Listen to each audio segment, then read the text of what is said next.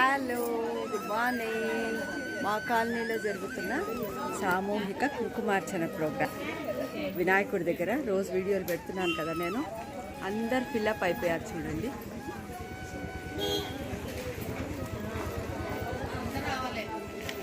అందరూ వీళ్ళందరూ మా కాలనీ వాళ్ళు. Hi,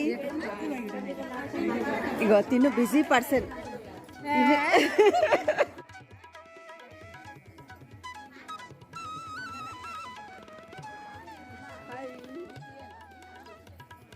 విజయక్క hello.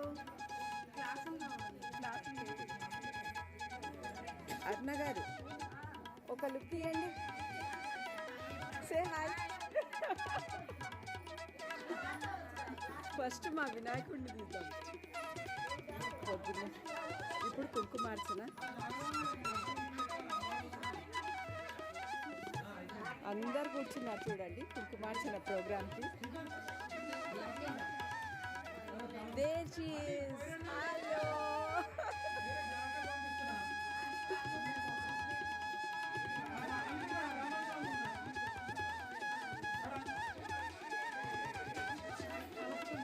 అందరి తలలో నాలుకగా ఈ అబ్బాయి, నీ పేరు పెట్ట కార్తిక్, అందరూని బాగా సపోర్ట్ చేస్తున్నాడు.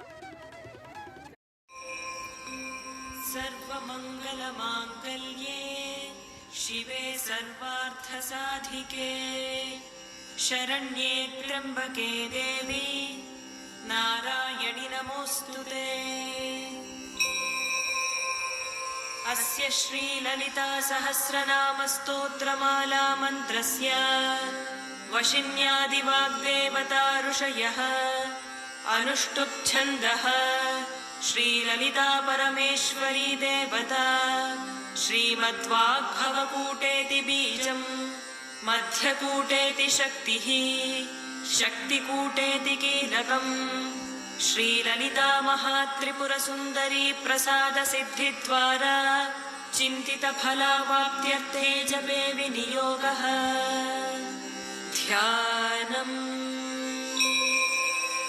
सिन्दूरारुणविग्रहां त्रिनयनां माणिक्यमौलिस्फुरत्तारानायकशेखरां स्मितमुखीमापि नवक्षोरुहां पाणिभ्यामलिपूर्णरत्नचषकं रक्तोत्पलं बिभ्रतीं सौम्यां रत्नघटस्थरत्नचरणां ध्यायेत्परामम्बिकाम्।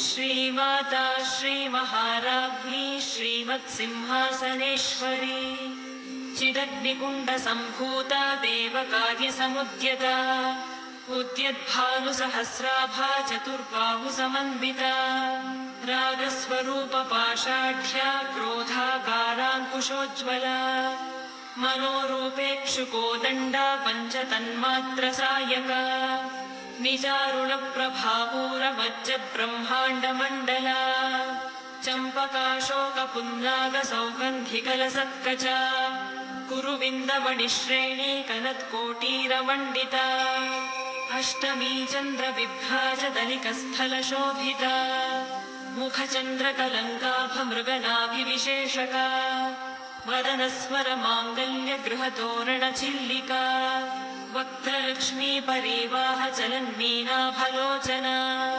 नवचम्पकपुष्पाभनासा दण्डविराजिता ताराकान्तितिरस्कारिनासाभरणभासुरा कदम्बमञ्जरीक्लुप्तकर्णपूरमनोहरा ताटङ्कयुगलीभूततपनोडुपमण्डला पद्मरागशिलादर्शपरिभाविकपोलभूः नवविद्रुमबिम्बश्रीन्यक्कारिरदनच्छदा शुद्धविद्याङ्कुराकारद्विजपङ्क्तिद्वयोज्ज्वला कर्पूरवीटिकामोपजहारसुशोभितलिङ्गं सञ्चितपापविनाशनलिङ्गं तत्प्रणमामि सदा शिवलिङ्गं चेदमुनिर्जितसेवितलिङ्गं भावैर्भक्तिभिरेव च लिङ्गं दिनकरकोटिप्रभाकरलिङ्गं तत्प्रणमामि सदा शिवलिङ्गम्